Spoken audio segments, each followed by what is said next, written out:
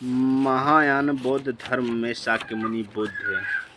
सिजिया मुनिफों की आकृति ऐतिहासिक बुद्ध के रूप में अपनी केंद्रीय भूमिका बरकरार रखती है, जो प्राचीन भारत में रहते थे और शिक्षा देते थे।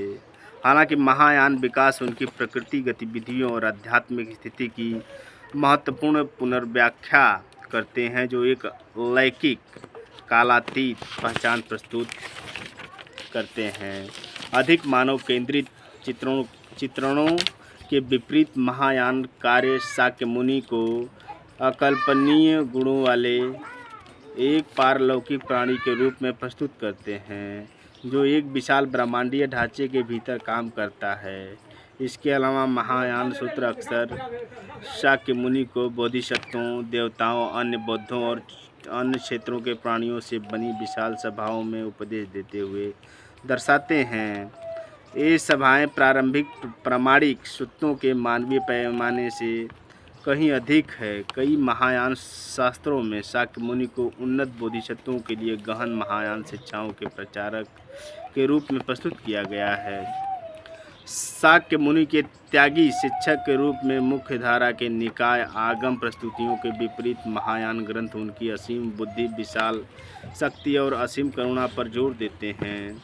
इसके अलावा महायान सूत्रों के अनुसार शाक्य मुनि प्राणियों की क्षमताओं के अनुसार असंख्य शिक्षाएं सिखाते हैं। इस प्रकार निकायों आगमों में सिखाई गई श्रावकयान पथ की जो क्लासिक शिक्षा प्रतीत होती है, उसे एक अनंतिम शिक्षा माना जाता है, जो परम महायान धर्म की तैयारी है। लोटस सूत्र इस विचार को सबसे स्पष्ट रूप से विकसित करता है,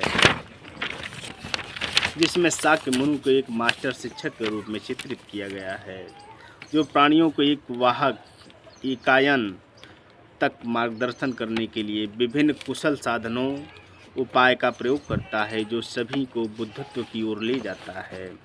जबकि शाक्य मुनि हमारी दुनिया के केंद्रीय बुद्ध हैं, जिन्हें अक्सर सह कहा जाता है। महायान ब्रह्मांड विज्ञान में अनगिनत बुद्ध शामिल हैं, जो विभिन्न बुद्ध क्षेत्रों की अध्यक्षता करते हैं। शाक्य मुनि को अक्सर बुद्धों की अनंत सभा में से एक के रूप में दर्शाया जाता है, फिर भी कई ग्रंथों में उनका उद्धारक कार्य सर्वोपरि है। अवतंसक सूत्र की शाक्य मुनि को ब्रह्मांडीय बुद्ध वैरोचना से अविभाज्य रूप से प्रस्तुत करता है।